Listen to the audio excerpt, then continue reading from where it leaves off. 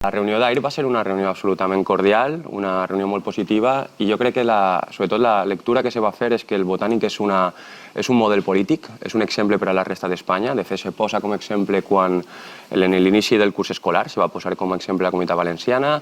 Crec que estem fent una bona gestió front a la pandèmia. Este model de Botànic que s'ha exportat a la resta d'Espanya és un model d'èxit i crec que això va ser diguem-ne, la lectura que varen fer tots els partits polítics, que és un projecte de canvi, de transformació, que se va començar en 2015 i que evidentment ha de continuar. Nosaltres tenim una obligació davant un moment històric d'intentar trobar pactes històrics, però no únicament en Ciudadanos. Jo crec que totes les forces polítiques, i assenyalo especialment al Partit Popular, tenim una responsabilitat en aquesta situació, perquè la ciutadania el que ens demana és que arribem a acords. El que nosaltres defensem des del PSPB és la possibilitat d'obrir un espai d'acord i d'entesa en el que tots els partits, llevant l'extrema dreta, entren a entendre'ns i a treballar conjuntament, perquè la ciutadania és el que ens està demanant ara mateix. Jo no parlaria de pujada d'impostos, el que s'està és incrementant un tipus determinat a probablement menys de l'1% de la població valenciana. Recordem que en